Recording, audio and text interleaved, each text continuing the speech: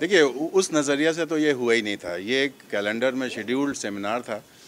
हम चाहते हैं अपने यूनिवर्सिटी में ये प्रमोट करना एक दूसरे की अंडरस्टैंडिंग। चूँकि यूनिवर्सिटी हमारी सेकुलर यूनिवर्सिटी है, हर मज़हब के लोग पढ़ते हैं यहाँ पे, तो हम चाहेंगे कि कल्चरल एक्सचेंज, ख़ास करके मजहबी एक्सचेंज ऑफ आइडियाज़, विचार एक्सचेंज होते रहें, जिससे कि लोग अब एक दूसरे को बेहतर समझें। जो खला है वो समझ की है, और वो खला को हम भरना चाहते हैं, वो वॉइड को हम भरना चाहते हैं, और इसी वास्ते ये हमने आयोजन किया आज के सेमिनार का।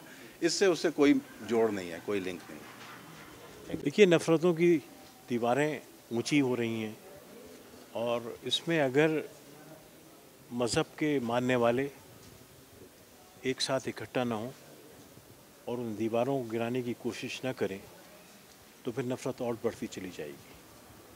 तो बुनियादी मकसद तो यही है कि वो लोग जो इंसानियत को एक समझते हैं, वो लोग जिस बात को समझते हैं कि हर इंसान को एक बाइज़्ज़त ज़िंदगी गुजारने का हक़ है, वो अगर साथ आकर इंसानों की इज़्ज़त की और इंसानों की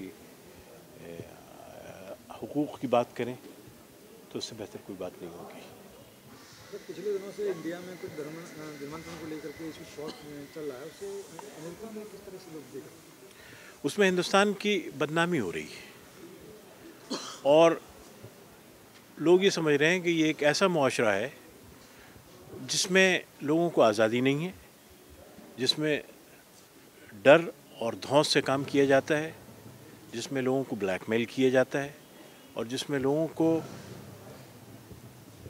इज्जत नहीं दी जाती। क्या इस तरह के इशू वहाँ भी कभी उठे हैं कि धर्मांतरण को लेकर वहाँ भी कभी इस तरह का प्लानिंग किसी तरफ से हुआ हो? देखिए, इस किस्म के पूरे मौजूदा माशरे की और मगरबी समाज की जो बुनियाद है वो मज़हबी आज़ादी पर है कि हर इंसान को इस बात का हक़ है कि वो जिस तरह से चाहे अपनी मज़हबी आज़ादी का इजहार करे, और यही सबसे बड़ी आज़ादी है जो इन तमाम तर दुनिया के ममालिक में मौजूद है। हिंदुस्तान में भी हमारे कॉन्स्टिट्यूशन में ये आज़ादी मौजूद है कि हर शख्स को इस बात का हक़ है कि वो बाइज़्ज़त ज़िंदगी गुजारे और अपने पसंद से अपने लिए एक राह मुतय्यन करे। अब अगर कोई लालच और कोई डर और कोई खौफ के ज़रिए किसी को उसकी इस राय से महरूम करता है, तो वो कॉन्स्टिट्यूशन के ख़िलाफ़ जाता है और हिंदुस्तान की तहज़ीब के ख़िलाफ़ जाता है। और ये बात ऐसी है जिसमें हम तमाम तर मज़ाहिब को एक साथ इकट्ठा होना चाहिए और बात करना चाहिए कि इस किस्म की जो बात कही जा रही है कि हम 2021 तक पूरे देश को हिंदू बना लेंगे और ईसाई और मुसलमानों को कन्वर्ट कर लेंगे, करके देख लें अगर उनमें हिम्मत है। वो अपने आज दलित लोगों को बराबर का दर्जा तो दे नहीं सके, अभी भी मंदिरों में इजाज़त नहीं है उनको जाने की, आज भी दलित औरतों को रेप किया जाता है, आज भी दलित लोगों के साथ ज़्यादती की जाती है। वो उनको तो पहले हक़ दे दें, उसके बाद फिर बात करें वो किसी इंसानियत की और किसी धर्म परिवर्तन की।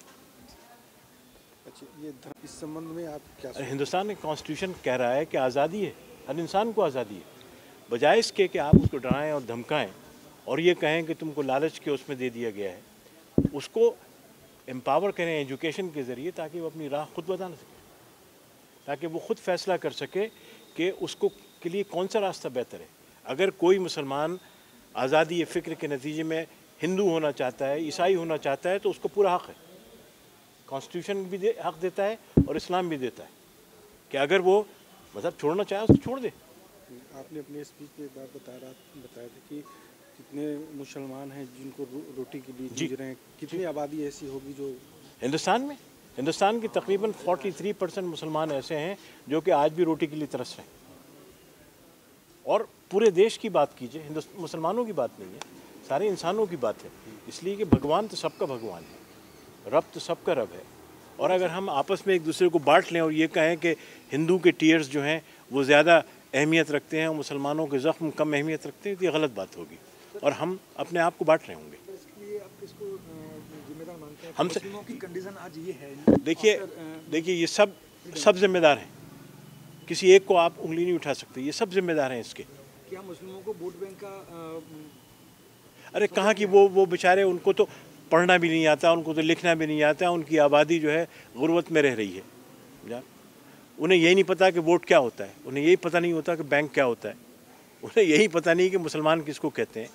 ऐसे लोगों को आप इस्तेमाल कर रहे हैं, कोई भी कोई भी पार्टी इस्तेमाल करे, कभी कोई उनको डरा रहा है, कोई उनसे कहता है कि हम तुमको कोई लालच दिला रहा है, हर चीज़ करें, सब भाई होना ही चाहिए इस देश की उन्नति के लिए। देश के लोग बेहतर जानते हैं, मैं तो 30 साल से मुल्क से बाहर हूँ, लेकिन जो एक बात समझ में आती है कि अगर आज़ादी के 66 साल बाद भी हमारे यहाँ अभी भी इलिटरेसी है और अभी भी हमारे यहाँ पॉकेट्स हैं स्लम्स के, तो इसका मतलब ये है कि हम सब मजमूई हैसियत से हम लोगों ने सारे बड़े बड़े जो धर्म हैं, मज़ाहिब हैं, रिलीजन हैं, उनका एक हमने सिम्पोजियम किया और उनको सबको ये मैसेज के साथ बुलाया कि आपको इस हिंदुस्तान को एक करने के लिए, इंसानियत को एक करने के लिए, सारे साउथ एशिया को एक करने के लिए, बल्कि सारी दुनिया को एक करने के लिए हम लोग जो हैं वो अपने तौर पर जो हमारा फ़र्ज़ है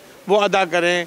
तो अंग्रेज़ी में इसका टाइटल रखा गया कॉमनलिटीज़ अमंग रिलीजन्स, हिंदी में इसका टाइटल रखा गया धर्मों में समानताएं, उर्दू में इसका टाइटल था मज़हबों में यकसानियत। ये असल थीम है जिसका मतलब अब आम सब लोग समझ गए होंगे। ये इसलिए रखा गया कि मज़हबों में समानताएं ज़्यादा हैं और जो भिन्नताएं हैं, इख्तिलाफ है, आपस में थोड़े बहुत रिचुअल और चीज़ों के अंदर फ़र्क है, वो बहुत कम है।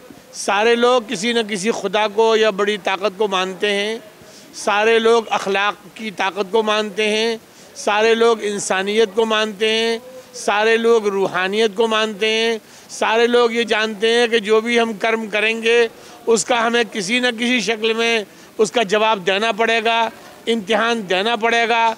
ऐसा कोई नहीं मानता कि जो हम किसी इंसान को, किसी जानदार को, किसी को नुकसान पहुंचाएंगे तो हमें उसका जवाब नहीं देना होगा। हर एक समझता है। हाँ, यहाँ पर डॉक्टर असलम अब्दुल्ला साहब अमेरिका से तशरीफ़ लाए, यहाँ प्रो वाइस चांसलर साहब ने सदारत की, जनाब सैयद अहमद अली साहब, ब्रिगेडियर सैयद अहमद अली साहब ने। इसके अलावा यहाँ बौद्ध धर्म के, जैन धर्म के, ईसाइयत के, इस्लाम के और इसके साथ साथ यहाँ पर हिंदू धर्म के और इसके अलावा यहाँ पर चूँकि कोई यहूदी नहीं मिला, लिहाजा हमारे ही डिपार्टमेंट के डॉक्टर अब्दुल खालिक साहब को, जिनका स्पेशलाइजेशन भी यहूदियत है, उनके यहूदी धर्म पर हमने बाकायदा उनकी जो तालीमात हैं इंसानों को जोड़ने के लिए, उनको हमने यहाँ इकट्ठा किया। और आपकी दुआ से सारे लोगों ने ऐसी अहम बातें कही हैं कि अगर हम सब लोग अमल करें तो सच्चा हिंदू सच्चा हिंदू बन जाए, मुसलमान सच्चा मुसलमान बन जाए, सिख सच्चा सिख बन जाए, यहूदी सच्चा यहूदी बन जाए, बौद्ध सच्चा बौद्ध बन जाए, जैन सच्चा बौद्ध बन जाए और इसी तरह से ईसाई भी सच्चे ईसाई और सच्चा मुसलमान बन जाएंगे। बड़े बड़े मजहबी गुरु आए, उन्होंने बहुत अच्छे उनके देखिए साहब, वो धर्म गुरु से ज़्यादा सियासी गुरु हैं। वो एजेंडा अलग रखते हैं, कहते तो ये हैं कि हम अमन और शांति की बात करते हैं, लेकिन सच माना में वो जो हैं अपने जो इस वक्त प्राइम मिनिस्टर का एजेंडा है उसके भी खिलाफ काम कर रहे हैं। प्राइम मिनिस्टर ने ये कहा था सबका विकास सबका साथ, वो लोगों को बांटने की बात कर रहे हैं।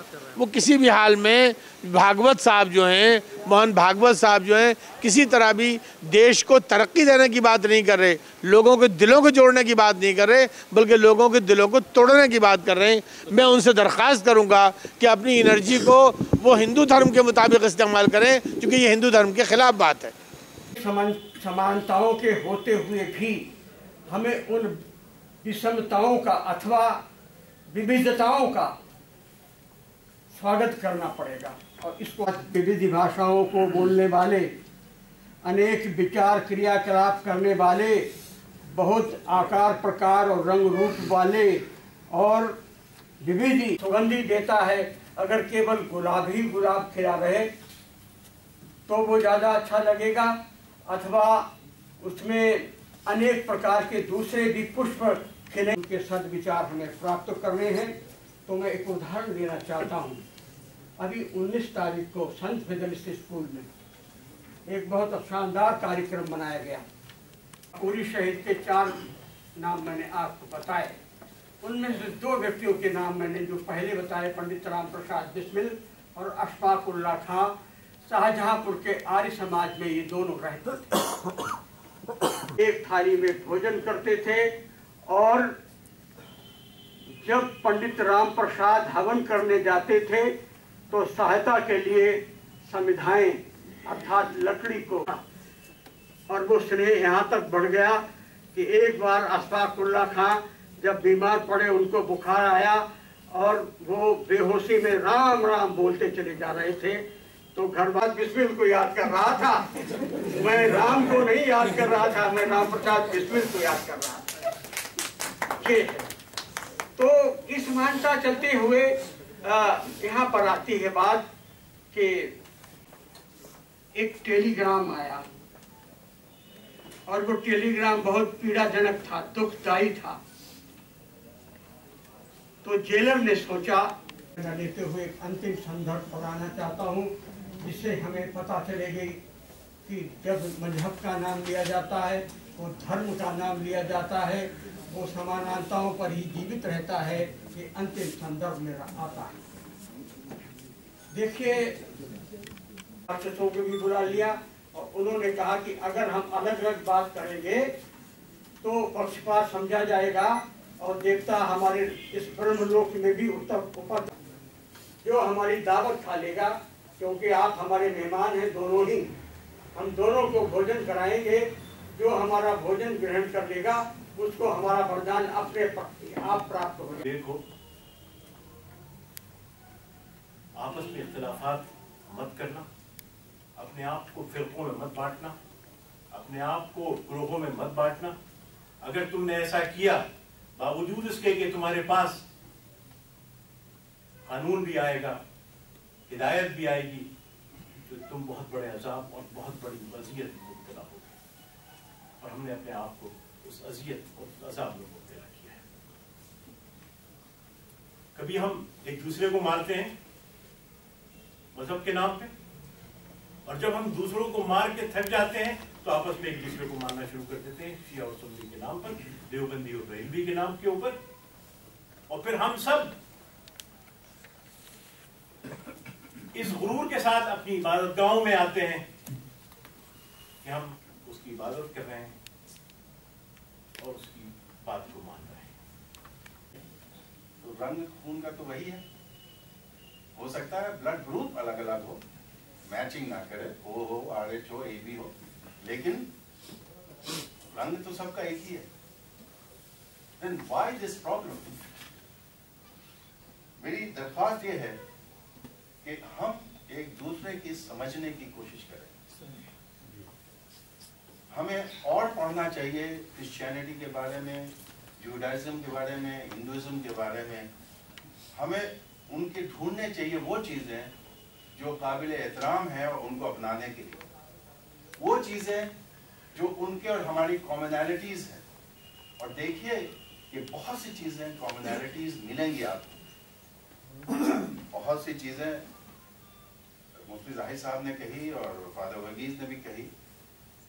मैं एक ईसाई स्कूल में पढ़ा था, हमारे सीनियर तारिक साहब बैठे हुए हैं ऑडियंस के बीच में।